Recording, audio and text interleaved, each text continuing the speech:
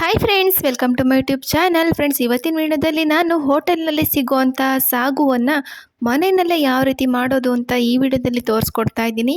ಅದಕ್ಕಿಂತ ಮುಂಚೆ ಇನ್ನೂ ಯಾರೆಲ್ಲ ನನ್ನ ಚಾನಲ್ನ ಸಬ್ಸ್ಕ್ರೈಬ್ ಮಾಡ್ಕೊಂಡಿಲ್ಲ, ಪ್ಲೀಸ್ ಸಬ್ಸ್ಕ್ರೈಬ್ ಮಾಡ್ಕೊಳ್ಳಿ. ಹಾಗೆ ಪಕ್ಕದಲ್ಲೇ ಇರೋಂಥ ಬೆಲ್ ಐಕಾನ್ ಕ್ಲಿಕ್ ಮಾಡೋದ್ರ ಮೂಲಕ ನನಗೆ ಸಪೋರ್ಟ್ ಮಾಡಿ ಅಂತ ಕೇಳ್ಕೊಳ್ತಾ ಇವತ್ತಿನ ವ್ಲಾಗ್ನ ಸ್ಟಾರ್ಟ್ ಮಾಡ್ತಾ ಇದ್ದೀನಿ.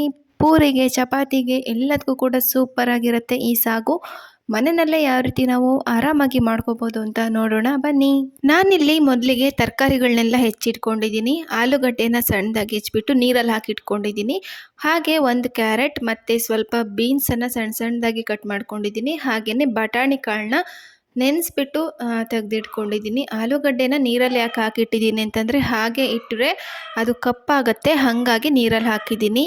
ಇದಿಷ್ಟೇ ತರಕಾರಿ ಅಲ್ಲದೇ ಇದಕ್ಕೆ ಗೆಡ್ಡೆಕೋಸು ಮತ್ತು ಹೂಕೋಸು ಮತ್ತು ಕ್ಯಾಪ್ಸಿಕಮ್ ಇನ್ನೂ ಯಾವ ಥರ ತರಕಾರಿ ಬೇಕಾದ್ರೂ ನೀವು ಹಾಕ್ಕೊಂಡು ಮಾಡ್ಕೋಬೋದು. ತುಂಬಾ ಚೆನ್ನಾಗಿರುತ್ತೆ. ನಾನು ಇಷ್ಟು ಮಾತ್ರ ಹಾಕ್ಕೊಂಡಿದ್ದೀನಿ. ಹಾಗೆಯೇ ಇಲ್ಲಿ ನಾವು ಖಾರ ರುಬ್ಕೊಳ್ಳೋದಕ್ಕೆ ಏನೇನು ತಗೊಂಡಿದ್ದೀನಿ ಅಂತ ತೋರಿಸ್ತೀನಿ ನೋಡಿ.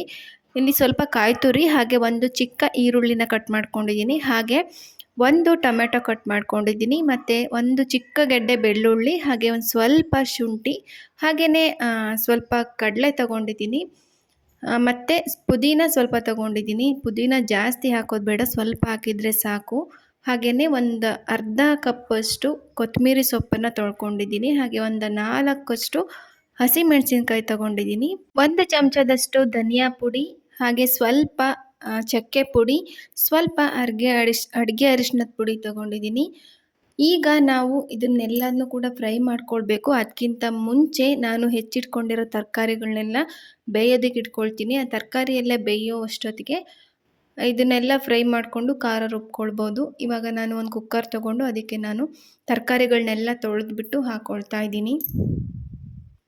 ಇವಾಗ ಇದಕ್ಕೆ ನಾನು ಒಂದು ಸ್ವಲ್ಪ ಉಪ್ಪನ್ನು ಹಾಕಿಬಿಟ್ಟು ಬೇಯೋದಕ್ಕೆ ಇಟ್ಕೊಳ್ತೀನಿ. 1 ವಿಷಲ್ ಹಾಕ್ಸಿದ್ರೆ ಸಾಕು, ತುಂಬ ಏನು ಬೇಯಿಸ್ಕೊಳ್ಳೋದೇನು ಬೇಡ.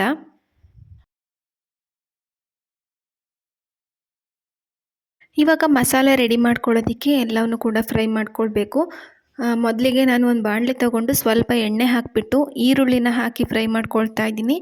ಈ ಥರ ನಾವು ಫ್ರೈ ಮಾಡ್ಕೊಳ್ದೇನೂ ಮಾಡ್ಬೋದು, ಅಂದರೆ ಈ ಥರ ಮಾಡೋದ್ರಿಂದ ಟೇಸ್ಟ್ ಚೆನ್ನಾಗಿರುತ್ತೆ. ಹಾಗಾಗಿ ಈಗ ಹಸಿಮೆಣಸಿನ್ಕಾಯಿನ ಹಾಕಿಬಿಟ್ಟು ಸ್ವಲ್ಪ ಹೊತ್ತು ಫ್ರೈ ಮಾಡ್ಕೊಳ್ತೀನಿ. ಖಾರಕ್ಕೆ ಎಷ್ಟು ಬೇಕೋ ಅಷ್ಟನ್ನು ಮಾತ್ರ ಹಾಕ್ಕೋಬೇಕು. ತುಂಬ ಜಾಸ್ತಿ ಖಾರ ಇರೋವಂಥ ಹಸಿಮೆಣಸಿನ್ಕಾಯಿ ಆದರೆ 1-2 ಹಾಕಿದರೆ ಸಾಕಾಗುತ್ತೆ. ನಾನು 4 ತಗೊಂಡಿದ್ದೀನಿ. ಮತ್ತು ಇದಕ್ಕೆ ಇವಾಗ ನಾನು ಬೆಳ್ಳುಳ್ಳಿ ಮತ್ತು ಶುಂಠಿ ಹೆಚ್ಚಿಟ್ಕೊಂಡಿದ್ನಲ್ಲ ಅದನ್ನು ಹಾಕಿಬಿಟ್ಟು ಸ್ವಲ್ಪ ಹೊತ್ತು ಫ್ರೈ ಮಾಡ್ಕೊಳ್ತೀನಿ. ಟೊಮೆಟೊನೂ ಹಾಕಿಬಿಟ್ಟು ಅದನ್ನು ಕೂಡ ಸ್ವಲ್ಪ ಹೊತ್ತು ಫ್ರೈ ಮಾಡ್ಕೊಳ್ತೀನಿ. ಇದೇ ಥರ ನಾವೇನೇನು ತೊಗೊಂಡಿದ್ದೀವಿ ಅವೆಲ್ಲವೂ ಕೂಡ ಒಂದೊಂದೇ ಹಾಕಿಬಿಟ್ಟು ಫ್ರೈ ಮಾಡ್ಕೊಳ್ತಾ ಹೋಗಬೇಕು.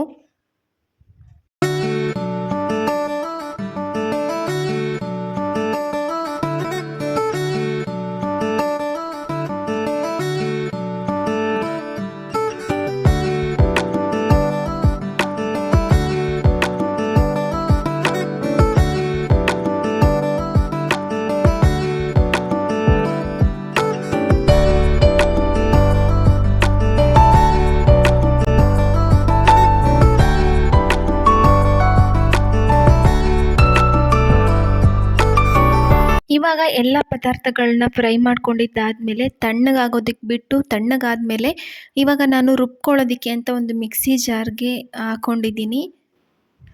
ಈಗ ಮಸಾಲೆ ಎಲ್ಲ ಕೂಡ ರೆಡಿ ಆಯಿತು. ಅಷ್ಟೊತ್ತಿಗೆ ತರಕಾರಿನೂ ಕೂಡ ಎಲ್ಲ ಬೆಂದಿದ್ದಾಯಿತು. ತರಕಾರಿನ ಹಾಗೆ ಬೇಯಿಸ್ದೇನೂ ಕೂಡ ಹಾಗೆಯೇ ಒಗ್ಗರಣೆಯಲ್ಲೇ ಬೇಯಿಸ್ಬೋದು, ಅಂದರೆ ತುಂಬ ಟೈಮ್ ಹಿಡಿಯುತ್ತೆ. ಹಾಗಾಗಿ ಈ ಥರ ಮಾಡ್ಬೋದು. ಒಂದು ತಪ್ಪಲೆ ತೊಗೊಂಡು ಅದಕ್ಕೆ ನಾನು ಎಣ್ಣೆ ಹಾಕಿ, ಸಾಸಿವೆ ಹಾಕಿ, ಈಗ ಈರುಳ್ಳಿ, ಕರಿಬೇವಿನ ಸೊಪ್ಪು ಈ ಥರ ಒಗ್ಗರಣೆಗೆ ಹಾಕ್ತೀವಲ್ಲ ಅದೇ ಥರ ಹಾಕಿಬಿಟ್ಟು, ಆಮೇಲೆ ಅದಕ್ಕೆ ನಾವು ಬೇಯಿಸಿಟ್ಕೊಂಡಿರೋ ಅಂಥ ತರಕಾರಿಯನ್ನೆಲ್ಲ ಹಾಕಿಬಿಟ್ಟು ಸ್ವಲ್ಪ ಮಿಕ್ಸ್ ಮಾಡಿಕೊಳ್ಬೇಕು. ನೋಡಿ, ಇವಾಗ ಎಲ್ಲ ತರಕಾರಿನೂ ಬೇಯಿಸ್ಕೊಂಡು ನಾನು ಬಸ್ತಿಲ್ಲ, ಹಾಗೆ ಒಂದು ಜಾಲರಿ ಥರ ಒಂದು ಸೌಟಲ್ಲಿ ಎತ್ತಿ ಹಾಕ್ಕೊಂಡಿದ್ದೀನಿ. ಈಗ ತರಕಾರಿಗಳೆಲ್ಲನೂ ಕೂಡ ಒಂದು ಸಲ ಮಿಕ್ಸ್ ಮಾಡಿಕೊಂಡು ಅದಕ್ಕೆ ರುಬ್ಕೊಂಡಿರೋ ಖಾರನ ಹಾಕ್ಕೊಳ್ತಾ ಇದ್ದೀನಿ. ಇದಕ್ಕೆ ಜಾಸ್ತಿ ನೀರು ಹಾಕಬಾರ್ದು, ಅಂದರೆ ತುಂಬ ತೆಳ್ಳಗೂ ಮಾಡಬಾರ್ದು, ತುಂಬ ಗಟ್ಟಿನೂ ಮಾಡಬಾರ್ದು. ಆ ಥರ ಇರಬೇಕು ಇದ್ರ ಕನ್ಸಿಸ್ಟೆನ್ಸಿ. ಇದಕ್ಕೆ ಇವಾಗ ನಾನು ಜಾರನ್ನ ತೊಳೆದ್ಬಿಟ್ಟಿದ್ದು ನೀರು ಮಾತ್ರ ಹಾಕ್ಕೊಳ್ತೀನಿ, ಜಾಸ್ತಿ ನೀರು ಹಾಕಬಾರ್ದು. ನಾವು ಇದಕ್ಕೆ ಕಡಲೆನ ಹಾಕಿರೋದ್ರಿಂದ ಗ್ರೇವಿ ಬೇಗನೆ ಗಟ್ಟಿಯಾಗುತ್ತೆ. ಹಾಗಾಗಿ ನಾನು ಇನ್ನು ಸ್ವಲ್ಪ ನೀರು ಹಾಕ್ಕೊಂಡೆ. ಕಡಲೆ ಹಾಕಲಿಲ್ಲ ಅಂತಂದರೆ ಜಾರ್ ತೊಳೆದಿದ್ದು ನೀರು ಹಾಕಿದರೆ ಕರೆಕ್ಟಾಗಿ ಆಗುತ್ತೆ. ನಿಮಗೆ ಕನ್ಸಿಸ್ಟೆನ್ಸಿ ಗೊತ್ತಾಗುತ್ತೆ. ತುಂಬ ಗಟ್ಟಿ ಅಂತ ಅನಿಸಿದರೆ ಸ್ವಲ್ಪ ನೀರು ಹಾಕ್ಕೊಳ್ಳಿ. ಇಲ್ಲ ಸಾಕು ಅಂತಂದರೆ ಅಷ್ಟು ಮಾತ್ರ ಹಾಕ್ಕೊಳ್ಳಿ. ಈಗ ಇದಕ್ಕೆ ನಾನು ಸ್ವಲ್ಪ ಉಪ್ಪು ಹಾಕ್ಕೊಳ್ತಾ ಇದ್ದೀನಿ. ತರಕಾರಿ ಬೇಯಿಸುವಾಗ ಸ್ವಲ್ಪ ಹಾಕಿದ್ದೆ. ಈಗ ಮತ್ತೆ ಇದಕ್ಕೆ ಎಷ್ಟು ಬೇಕೋ ಅಷ್ಟು ಉಪ್ಪು ಹಾಕ್ಬಿಟ್ಟು ಚೆನ್ನಾಗಿ ಮಿಕ್ಸ್ ಮಾಡಿಬಿಟ್ಟು ಸ್ವಲ್ಪ ಒಂದೆರಡು ನಿಮಿಷ ಕುದಿಸಿದ್ರೆ ಸಾಕು. ಯಾಕೆ ಅಂತಂದರೆ ತರಕಾರಿ ಎಲ್ಲ ಮುಂಚೆನೇ ಬೇಯಿಸ್ಕೊಂಡಿರ್ತೀವಲ್ಲ, ಹಾಗಾಗಿ ಸ್ವಲ್ಪ ಹೊತ್ತು ಕುದಿಸಿದ್ರೆ ಸಾಗು ರೆಡಿ ಆಗುತ್ತೆ. ನೋಡಿ ಇವಾಗ ಚೆನ್ನಾಗಿ ಕುದೀತಾ ಇದೆ.